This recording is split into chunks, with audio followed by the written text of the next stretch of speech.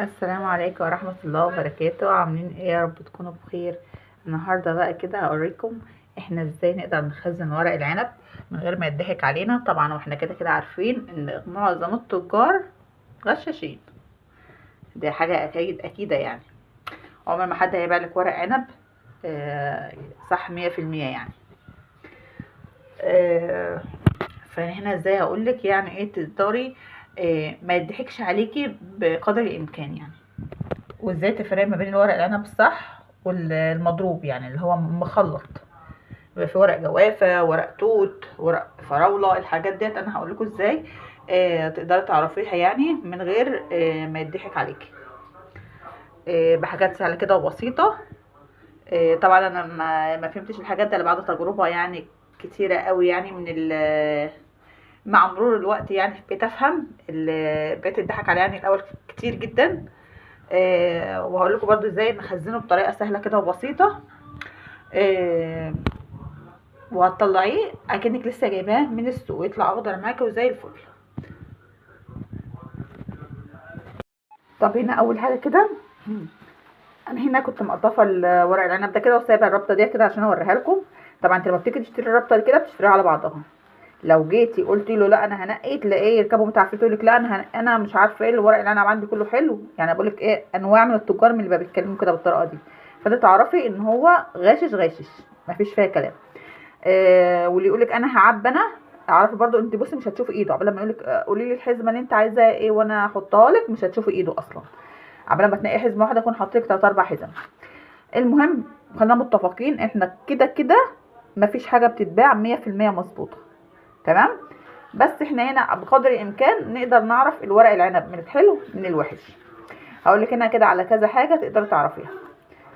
اه حتى برضك لو جبتيه سايب، جبت الورق العنب اللي هو برضو السايب برضو بيبقوا مخلطين معاه حاجات. فمستحيل مستحيل حد هيبيع لك حاجه مش شرط الورق العنب بس. معظم الحاجات اللي احنا بنشتريها بتبقى مضروبه. تمام عشان بس احنا متفقين بس كده مع بعض. الا بقى يعني ايه من رحم ربه اللي هو مثلا لو واحده مثلا انت عارفاها فلاحه كده ولا حاجه عندها ضمير او عن يعني في الارض بتاعتها ولا حاجه بتجيب لك من الارض بتاعتها، فده بتبقى ايه نادرا يعني. اول حاجه كده الورق العنب بيكون اخضر فاتح زي ما انتم شايفين كده وفي لمعه. في لمعه. ما تجيبيش الورقه اللي غامقه خالص. هقابلها دلوقتي واحنا كده مع بعضنا هتطلع لي برده حاجه ايه زي كده هوريها لكم. ثواني.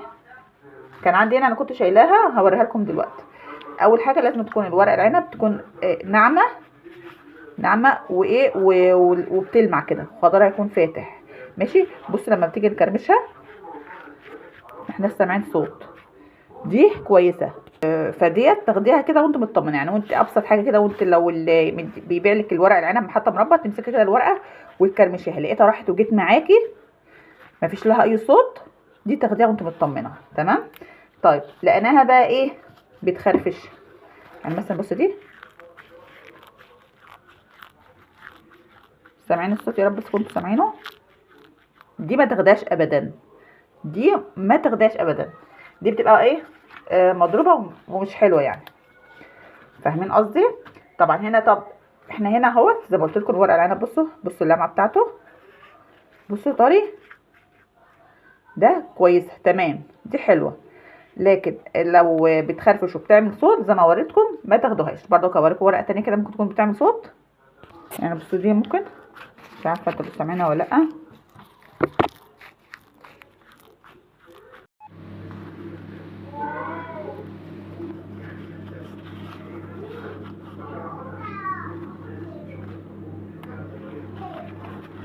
كمل بقى تقطيف كده ورق العنب.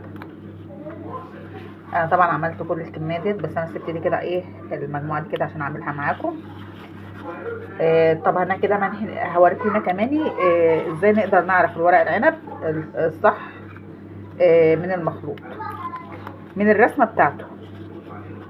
من الرسمه بتاعته. بصوا ورق العنب هنا شكله عامل ازاي. بصوا الورق شكله عامل ازاي. تمام. هوريكم بقى ورقه تانية رسمتها مختلفه خالص. حاجه مثلا زي دي. بص الرسمه دي مش ورق عنب تماما خالص. بص دي من دي. بص دي هنا كده. بص دي ديت مش حلوه. دي تستبعديها خالص. فلما يقابلك حاجه زي كده استبعديها تماما، عشان مش هي دي يعني اللي هتزود الحله يعني ولا تنقصها، بل بالعكس هتضيع لك طعم المحشي خالص، هتخليه مش حلو تماما. يعني انت حتى كمان كده هتلاحظي لما تيجي تعملي الورق العنب المظبوط، الورقه زي ما بتطلع تحطيها خضره، بعد التسويه برضو تفضل خضراء. لكن اللي بتسمر دي تعرفي ان الورقه اصلا من بدايتها ما كانتش صح. فاهمين قصدي؟ بس احنا كده هنا ايه، خلصنا خلاص اهوت. بصوا الورقه بتلمع ازاي، بصوا زي ما قلت لكم مفيش فيها صوت، مفيش فيها اي حاجه طريه معانا، دي تعرفي ان الورقه العنب دي مظبوطه. فانا بس حبيت اوريكم كده عشان خاطر ايه، غش التجار اللي بقى مال الدنيا دلوقتي بقى، حسبي الله ونعم الوكيل يعني. نحاول انا نتجنبه. تمام، خلاص احنا كده خلاص خلصنا اهوت. لسه انا ديت هستبعدها برضه عشان خاطر ايه، فيها الحاجات اللي زي ديت، وبرضه مش نفس الرسمه بتاعه الورق العنب اللي هي الشكل المتعارف عليه دي، لا. بصي بقى، الورق العنب ده احنا كده مقسمينه لاجزاء. تمام، يعني مثلا لو انت عايزه تعملي دقيقه ورق عنب كده صغيره، تقدري تحطي ايه لفتين من اللي احنا هنعملهم دلوقتي، او يبقى اللفه يعني اللفتين ربع كيلو. تمام، يبقى انت عارفه انت بتطلعي ايه واستخدامك هيكون قد ايه، عشان ما نهدرش في الورق العنب بما انه بيبقى نازل غالي كده.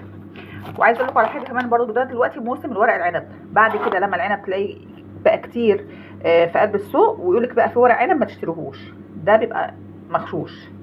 تمام، لان خلاص اصلا دلوقتي كده بيقطفوا الورق العنب من على العنب، لان خلاص كلها حاجات بسيطه، وهتلاقي ايه العنب خلاص بقى منتشر في قلب السوق.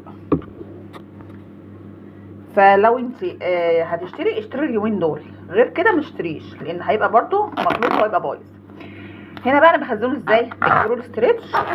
طبعا هنا الورق عنب هنا عندنا نضيف ومفيش في اي حاجه، مفيش في اي ميه ولا اي حاجه خالص، علشان خاطر نعرف نفرزه. لو جه على الميه هيبوظ. فاحنا خدنا هنا كده المجموعه اللي احنا عملناها ماشي اهي، وبتلفيها رول زي المحشي كده.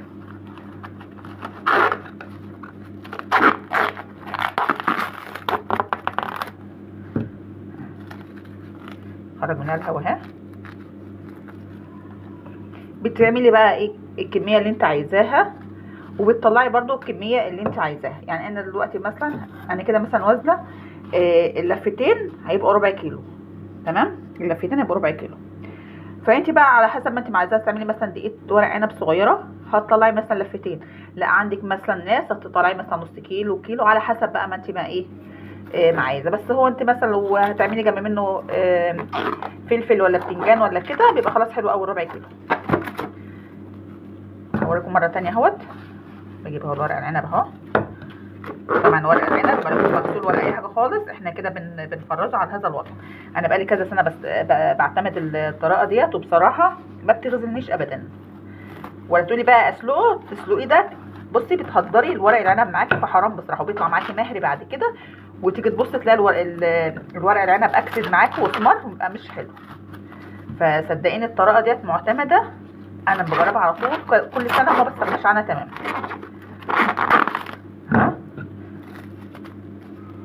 بحاول اخرج كده الهواء منها اهي، وبشيل على كده. بتبقى ممتلكه، انت بتطلعيها عشان تستخدميها، الميه مغليه بتاعتك وتحطي فيها الليمون بتاعك والملح، بتاخديها تفكيها، ما تستناش لما تفك من التلج، بتلجها كده تقوم حطها في الميه السخنه وتقلبيها تقليبتين 3، خلاص بتطلع معاكي لونها اخضر زي كده بالظبط. ولا تقولي لي بقى اسلقه، طب اسلقه بعد كده احطه في الفريزر، ولا خالص، انسي الطريقه ديت. صدقيني اعتمديها والله، وهتدعي لي عليها ومش هتستغني عنها تمام. بس امشي بالخطوات زي ما قلت لك، من بدايه ما احنا بننقي الورق العنب لحد ما بنفرزه. هكمل بقى كده الكميه كده كلها وارجع لكم تاني. بصوا بقى ايه الرول ستريتش، للاسف عملها معايا ما كمليش بقيه المجموعه ديت. فدلوقتي بقى انزل كده اجيب رول ستريتش واكمل الحبه دول اللي عملتهم اهم دلوقتي، وهكمل بقى الباقيين. انا هنا زي ما قلت لكم انا دايما بخزنه كده اهو ده اللي انا كنت مخزناهم قبل كده. انا ما بقدرش استغنى عنه بصراحه، الورق العنب عندي لازم يكون في قلب الفريزر. بصراحه بينفع معايا كتير. طبعا زي ما قلت لكم الورق العنب بيطلع زي ما هو كده، بفك بس الرول الاسترتش اللي فيه لما اجي اعمله، واسقطه كده في الميه المغليه بتاعته ام ليمون وملح. تمام. فبيطلع معايا زي الفل وبيطلع معايا اخضر، وهتشوفوه انا هعمله كده الفيديو الجاي. هعمل لكم كده المحشي الورق العنب، وهوريكم الخلطه ازاي انا عملتها، وعملت ازاي الورق العنب كده قدام منكم عملي. ماشي، واتمنى يا رب اكون فدتكم. والسلام عليكم ورحمه الله وبركاته.